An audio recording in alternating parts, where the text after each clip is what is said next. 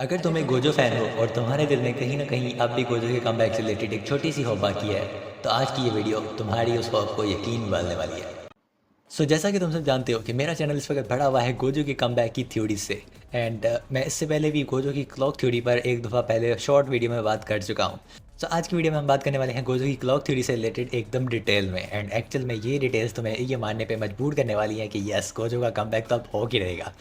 मैं जानता हूँ कि ऑफिशियल लीक्स आने में जस्ट एक दिन बाकी है एंड हमें कल पता चल ही जाएगा कि आखिर क्या होने वाला है। बट स्टिल मैं इस पे वीडियो आज बना रहा हूँ बिकॉज इस थ्योरी के मुताबिक गोजो का जो कमबैक है वो सेकंड लास्ट चैप्टर में हो जाना चाहिए।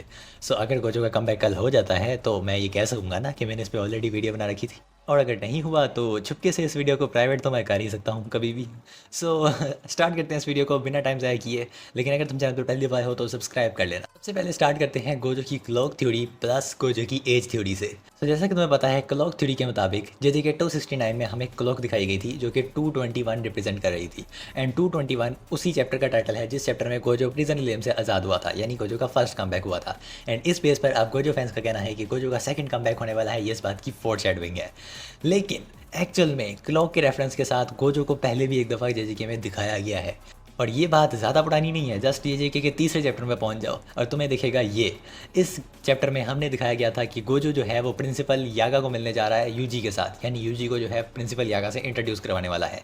एंड उस वक्त गोजो वहाँ पे पहुँचने में लेट हो गया था और उस वक्त हमें ये क्लॉक दिखाई गई थी। इस क्लॉक में हम देख सकते हैं कि 1 घंटा पूरा होने में जस्ट 8 मिनट बाकी है। एंड उसके बाद यही सेम क्लॉक हमें जेजेके 268 में दिखाई गई है, यानी लेटेस्ट चैप्टर से एक चैप्टर पहले।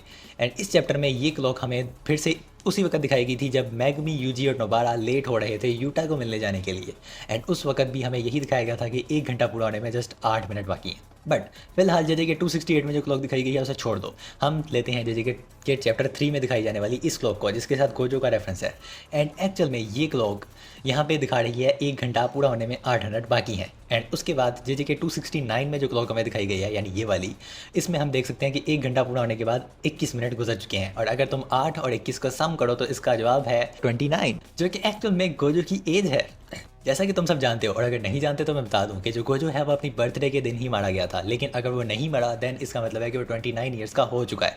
और अगर ये बात सच है देन ये क्लॉक और वो क्लॉक दोनों को मिलाकर ये बात बनती है कि Gojo is still alive at age of 29। ये है गोजो की age plus clock theory. But ये जो चीज़ है ये तो एक बहुत ही स्ट्रॉन्ग कोइंसिडेंस भी हो सकता है कि वहाँ पे 8 मिनट रह गए थे और यहाँ पे 21 मिनट है और दोनों को मिला के 29 बनता है। बट यहाँ पे एक चीज़ जो बहुत ज़्यादा फैसिनेटिंग है वो है गोजो की एज और बुद्धा का एनलाइटनमेंट का सफ़र। एक्चुअल में जो 29 एज है ये एग्जैक्ट जुड़ी हुई है बुद्धा के एनलाइटनमेंट के सफ़र के साथ।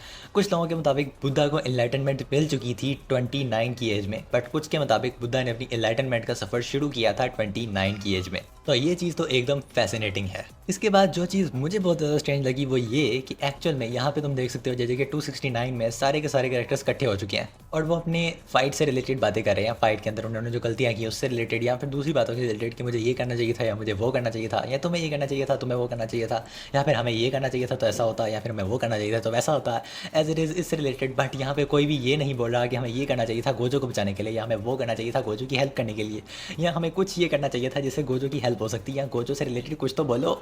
लेकिन यहाँ पे कोई बात नहीं कर रहा। इवन कि यूटा जो कि अभी अभी गोजो की ही बॉडी से वापस आया है अपनी बॉडी में, वो भी यहाँ इस बारे में कोई बात नहीं कर रहा, जैसे उसे कोई फिक्र ही नहीं है। आखिर इनकी बेफिक्री की वजह क्या है और साथ ही साथ यहाँ पे शोको क्यों नहीं है, ये साली कहाँ पर है?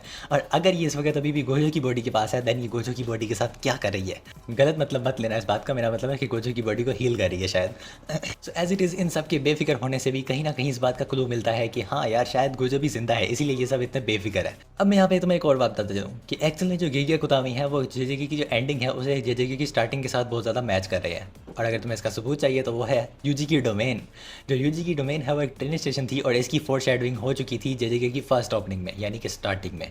एंड एज इट इज़ इससे रिलेटेड और भी काफ़ी सारी चीज़ें हैं जो कि जेजेके की एंडिंग को मिला रही हैं जेजेके की स्टार्टिंग से। एंड यहाँ पे एक चीज़ है जो गोजो के कम बैक से रिलेटेड है और वो भी मिलाती है जेजेके की एंडिंग को जेजेके की स्टार्टिंग से। देखो, जो गोजो है वो हमें इंट्रोड्यूस करवाया गया था जेजेके के सेकंड चैप्टर में, और अब जो चैप्टर आने वाला है वो है जेजेके का सेकंड लास्ट चैप्टर। और अगर इस चैप्टर में गोजो का कम बैक होता है देन अगेन ये वही चीज़ होगी, सेकंड चैप्टर में इंट्रोड्यूस हुआ था और सेकंड लास्ट चैप्टर में दोबारा से इंट्रोड्यूस होगा। और उस वक्त ये मोमेंट थी जब सुकुना बेकाबू हुआ था और गोजो वहाँ पे आ गया था एंड यूजी ने वो फिंगर खा ली थी, वो सब तुम्हें याद ही होगा। सो एज इट इज़ जब वहाँ पे गोजो आया था तो मैग में एकदम शॉक हो गया था, ये अचानक यहाँ पे कैसे आ गया। एंड अब भी अगर गोजो कम बैक करता है तो वही सेम चीज़ रिपीट होगी, जहाँ पे मैग भी शॉक हो जाएगा कि अरे ये अचानक यहाँ से आ गया। एंड अगर तुमने मेरी सुकुना स्टिल अलाइव वाली वीडियो नहीं देखी है देन तुम्हें उस वीडियो को जरूर चेकआउट करना चाहिए, बिकॉज उसमें मैंने एक थ्योरी को एक्सप्लेन किया है जिसके मुताबिक सुकुना की जो लास्ट फिंगर है वो अभी भी बची हुई है और सुकुन यूजी उसे खाने वाला है। सो सेकंड चैप्टर में जब गोजो यहाँ पे आया था तो उसने आके पूछा था कि सुकुना की फिंगर के साथ क्या हुआ, तो यूजी ने एक फनी सा फेस बनाते हुए कहा था उसे तो मैं खा गया। एंड अब भी ऐसा ही हो सकता है जब गोजो वापस आके पूछेगा कि सुकुना की लास्ट फिंगर के साथ क्या हुआ, एंड यूजी एक बहुत ही फनी सा फेस बनाते हुए कह सकता है कि हाँ उसे तो मैं खा गया। एंड इस तरह से ये एंडिंग एग्जैक्ट सेम तरीके से जुड़ जाएगी जैसे कि स्टार्टिंग के साथ। अगर तुम सुकुना की लास्ट फिंगर वाली थ्योरी से रिलेटेड मजीद डिटेल चाहते हो तो इस वीडियो को चेकआउट कर सकते हो। सो एज इट इज़ ये सारी वो थ्योरीज हैं जो कि इस वक्त गोजो की क्लोक थ्योरीज के साथ भी जुड़ी हुई हैं और साथ ही साथ गोजो के कमबैक के साथ भी जुड़ी हुई हैं। तो मैंने इस आज की वीडियो में इन सबको एक्सप्लेन किया है तुम्हें, एंड साथ ही साथ ये सारी की सारी थ्योरी मेरी नहीं है, ये मैंने ली है।